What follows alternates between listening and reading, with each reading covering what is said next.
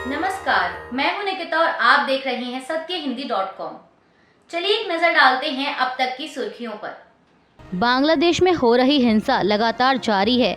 इस बीच खबर सामने आ रही है कि अल्पसंख्यक समुदायों पर हो रहे हमलों के विरोध में बांग्लादेश में हजारों हिंदू सड़कों पर उतर आए हैं। बांग्लादेश की राजधानी ढाका और देश के दूसरे सबसे बड़े शहर चटगांव में कल शनिवार को लाखों लोग विशाल रैलियों में शामिल हुए।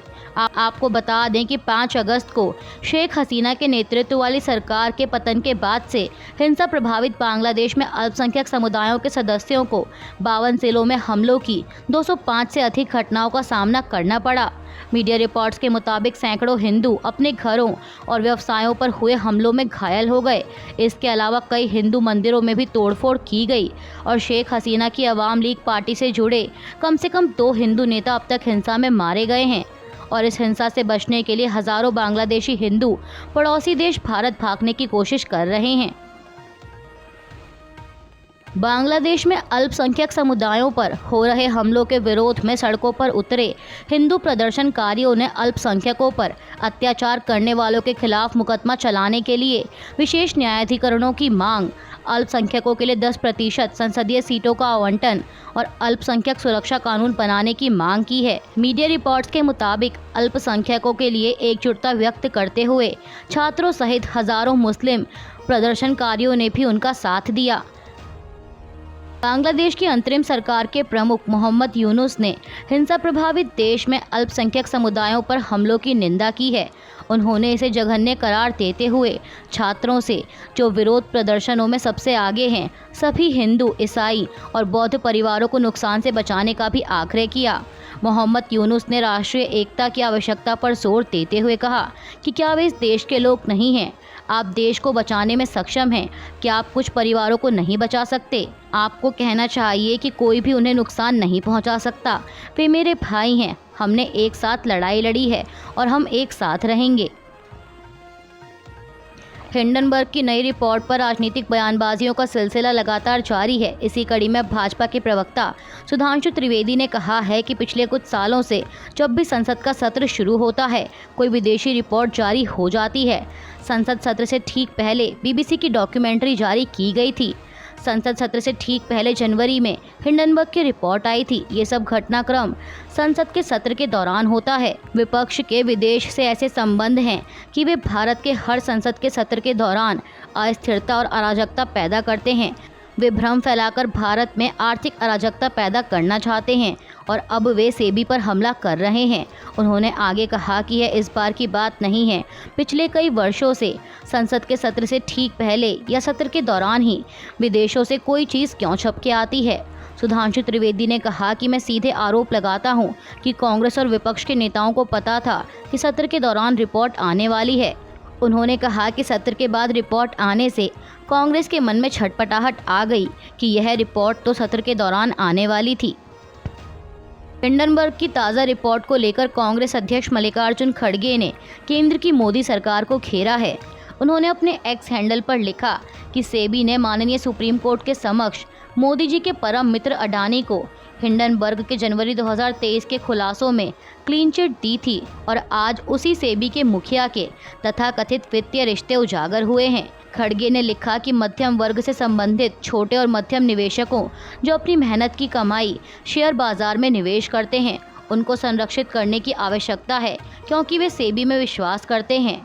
कांग्रेस अध्यक्ष ने कहा कि जब तक इस महाघोटाले में जेपीसी जांच नहीं होगी, तब तक मोदी जी अपने A1 मित्र की मदद करते रहेंगे और देश की संवैधानिक संस्थाएं तार तार होती रहेंगी। एनसीपी शरद चंद्र पवार की सांसद सुप्रिया सुले ने एक्स पर ट्वीट कर कहा कि मेरा फ़ोन और व्हाट्सएप हैक कर लिया गया है। कृपया मुझे कॉल या मैसेज ना करें। मैंने मदद के लिए पुलिस से संपर्क किया है। समाचार एजेंसी ANI द्वारा यह जानकारी दी गई। जम्मू कश्मीर में विधानसभा चुनाव को लेकर राज्य के उपराज्यपाल मनोज सिन्हा ने कहा कि प्रधानमंत्री नरेंद्र मोदी जब 20 जून को श्रीनगर आए थे तो उन्होंने घोषणा की थी कि जल्द ही चुनाव होंगे। उपराज्यपाल ने बताया कि चुनाव आयोग की एक टीम ने यहां का दौरा किया है और सभी पक्षों से मुलाकात की है। उन्होंने कहा कि चुनाव आयोग ही विधानसभा चुनाव की तारीख का ऐलान करेगा। जैसा कि केंद्रीय गृह मंत्री ने 5 अगस्त को संसद में कहा था, पहले परिसीमन, फिर विधानसभा चुनाव, फिर उचित समय पर राज्य का दर्जा, सभी चीजें उसी क्रम में चल रही हैं। उपराज्यपाल ने उम्मीद जताई कि जल्द ही राज्य में विधानसभा के चुनाव होंगे। महाराष्ट्र की भाजपा इकाई के प्रमुख चंद्रशेखर बावनकुले ने आज रविवार को कहा कि जनता शिवसेना यूबीटी प्रमुख उद्धव ठाकरे को माफ नहीं करेगी। उन्होंने दावा किया कि उद्धव ठाकरे ने भगवा छोड़ दिया है और छत्रपति शिवाजी महाराज की विरासत से खुद को दूर कर लिया है। आपको बता दें कि बावनकुले की यह टिप्पणी उद्धव ठाकरे के उस बयान के एक दिन बाद आई है जिसमें उन्होंने महाराष्ट्र के मुख्यमंत्री एकनाथ शिंदे पर दिल्ली के सामने झुकने का आरोप लगाया था और कहा था कि आगामी विधानसभा चुनाव उन लोगों के खिलाफ लड़ाई है जो राज्य से नफरत करते हैं। तुंगभद्रा बांध के गेट नंबर 19 की चेन टूटने के कारण 3 राज्यों कर्नाटक, तेलंगाना और आंध्र प्रदेश के किसानों के लिए चेतावनी जारी की गई है। कल शनिवार रात तुंगभद्रा बांध के गेट की चेन टूटने से 1 लाख क्यूसेक पानी बांध से बह गया, यानी गेट की चेन टूटने के बाद बांध से छूटे पानी की मात्रा 3 गुनी हो गई। आपको बता दें कि तुंगभद्रा बांध का निर्माण 1953 में किया गया था। गेट संख्या 1 से 15 तक का रखरखाव केंद्रीय जल आयोग की ओर से किया जाता है, जबकि गेट संख्या 16 से 32 तक का रखरखाव कर्नाटक सरकार की ओर से किया जाता है। अब इस मामले को लेकर जब डिप्टी सीएम डीके शिवकुमार से सवाल पूछा गया कि क्या चेन टूटने से कोई खतरा है, इस पर उन्होंने पत्रकारों से कहा कि यह एक गंभीर विषय है, इस पर हम विशेषज्ञों की राय का पालन करेंगे। उन्होंने बताया कि इस विषय का हल निकालने के लिए सभी राज्यों के विशेषज्ञों से चर्चा की जा रही है। हिंडनबर्ग रिसर्च की नई रिपोर्ट पर अब अडानी ग्रुप ने बयान जारी किया है। बयान में कहा गया है कि हिंडनबर्ग की ओर से लगाए गए ताज़ा आरोप में दुर्भावना और शरारतपूर्ण तरीके से सार्वजनिक रूप से उपलब्ध जानकारी का चयन किया गया ताकि निजी लाभ के लिए पहले से तय निष्कर्ष पर पहुंचा जा सके।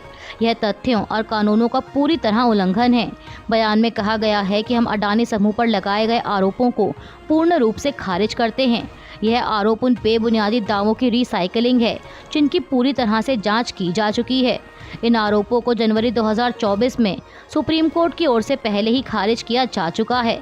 बयान में आगे यह भी कहा गया कि अडानी समूह का हमारी प्रतिष्ठा को बदनाम करने के लिए जानबूझकर किए गए इस प्रयास में उल्लिखित व्यक्तियों या मामलों के साथ कोई व्यावसायिक संबंध नहीं है। हम पारदर्शिता और सभी कानूनी और विनियामक आवश्यकताओं के अनुपालन के लिए दृढ़तापूर्वक प्रतिबद्ध हैं।